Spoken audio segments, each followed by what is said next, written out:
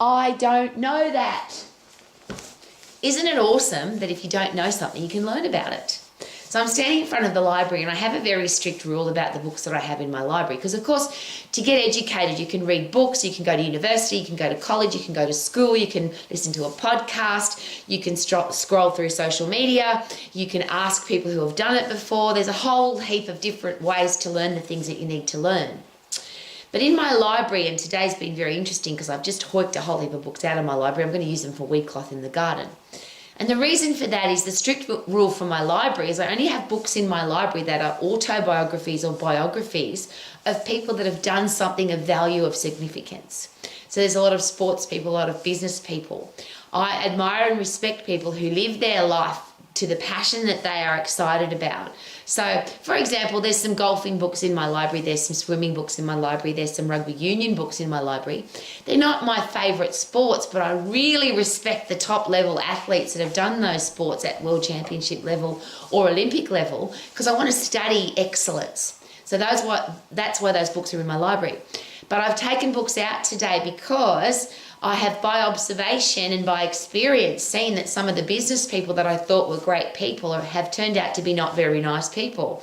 Some of the sports people that I've really respected have turned out to do some really lousy, horrible, rotten things in the world. So for me now, they don't add value to my life anymore. Walking past my library and seeing their name on a book, I have to remove those books out of my library. So I'm sharing that with you because we all get to choose where we learn from and who we learn from. It's a human choice. So how do you know then what university to go to? How do you know what school to go to?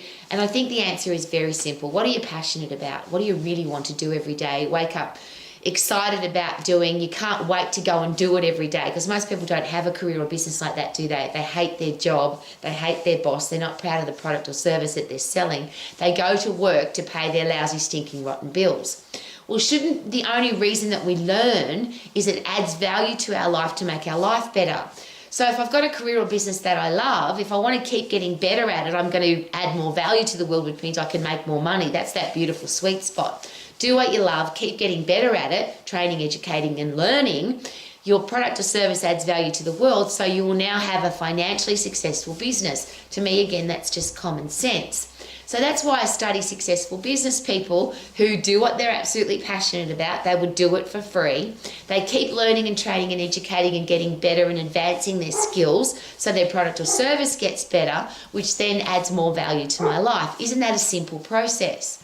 So surely your education should be the same. If you're learning about something you're really passionate about because it's going to add value to your life, then are you more likely, I hope, to look at that information with a critical eye, with a clear thinking brain, rather than just following along. So I have lots of books in my library where I've taken bits and pieces out of the book and added it to my life, not just believed the book because it's a famous person or somebody that's been successful at business.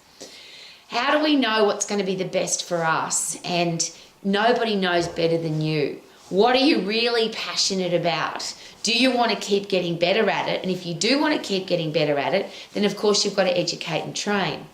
So as the owner of a fitness business college, so we've got the Max International Business Diploma is literally the skills that you need to have a successful business. Now, they're not my ideas.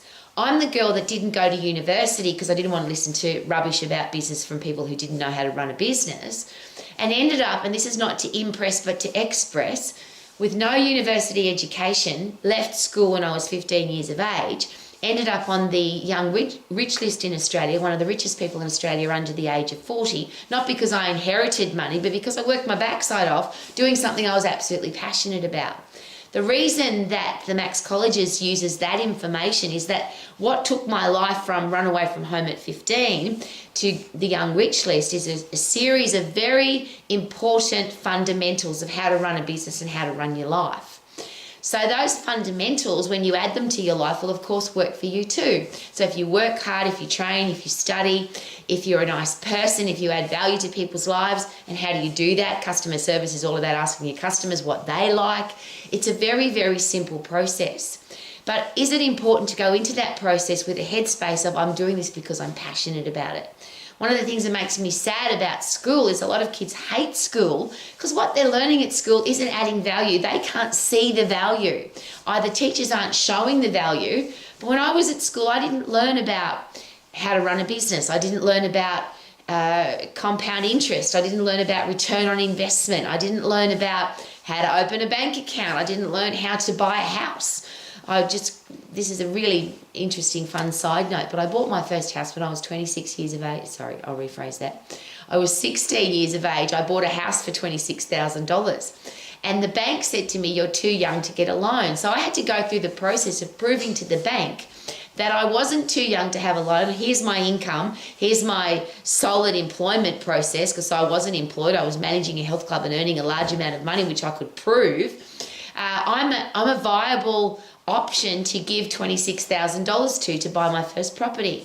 I'm sharing that with you because I had to study, educate, learn about wealth creation, about property investment. I had to learn that stuff. I was very young. I needed to know it because it was going to add value to my life. And should that be the only reason that we learn stuff? Because it's going to add value to our lives. Now, if you don't learn, you don't grow. So if you want to grow, you need to know. If you want to earn more, you need to learn more. If you want to add value to your own brain so that it doesn't rot away with Alzheimer's, dementia, old age disease, you need to keep learning. But it's very difficult to learn about stuff that you don't like. So the fundamental is, what are you passionate about? Then if you're going to choose a school or a university or a course, there's lots of different places to learn from. Surely you want to learn from people that have done it. One of the reasons why we don't have classrooms anymore, we don't have face-to-face colleges. And we had 7 colleges, 23 classrooms, over 200 people on our team teaching other people how to be exercise professionals and how to run their business. The reason we don't do that anymore is I want quality control over the education.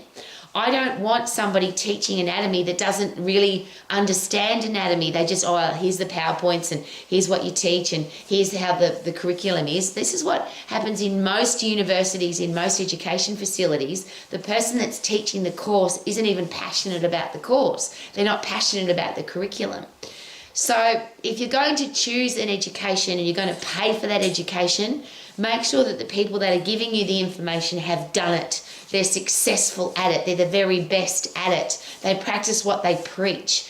One of the things I hate about the medical profession is there's so many people who are preaching and teaching, and they're professors and they're at universities showing people how to look after the human body, showing people how the human body works, but they don't look after their own human body. So many university professors who talk about so-called wellness and health in the human body, they're fat, sick, weak and diseased. That to me is just the wrong place to learn. The thing about education, of course, if you invest in your education, time and money, you need a return on your investment. So if you're going to learn somewhere and they don't give you a money-back guarantee, or they don't promise that they're going to look after you after you've got the qualification, to me, what's the point of getting a bit of paper if you don't have help and support with what that piece of paper says? So at Max, of course, we have a lifetime education for a reason, because what's the point of being a qualified exercise professional if you don't have help and support and coaching and everything that you need to have a successful, profitable career or business? So please look very carefully at everything that you put into your brain, because everything you put into your brain has an effect on your life. The negative stuff, and there's this great quote that comes from one of my favorite business philosophers, which is, you can search through a rubbish bin and you might find a healthy apple. So you could eat that healthy apple and it keeps you alive, but you don't need the reputation of searching through the rubbish bin. I think the world now is spending a lot of time, or wasting a lot of time on searching through social media, the rubbish of the world, trying to find something that's going to add value to their life. Every social media platform, you can delete it from your feed. You can get rid of it out of your life. You can turn your screen off. You don't have to watch television. You don't have to listen to the radio. You don't have to scroll through social media. You get to choose what you put in your brain. So here's a great thing to consider. If you want to grow, you need to know. If you want to earn more, you need to learn more. But could it be a really good idea to learn from the people who have done it? Learn what you're passionate about. And ultimately, the outcome is that you live your life to the max. And there's the 4 things that I bang on about every day, which is Be healthy, fit and strong so you can do all the things that you want to do because you're physically fit enough and strong enough to do it. Have a career or business that you love. Be financially free so money's not controlling your life, and only have great people in your life. And that's what my library's full of, and it's why I've got rid of some books today, because some of the people that were in my library are no longer, by observation and by my life experience and by what they've shown me, are not very nice people. So I've hoiked them out of my life. What a great thing to be able to do. Hoik people out of your life that aren't adding value, so you can live your life to the max. Woohoo!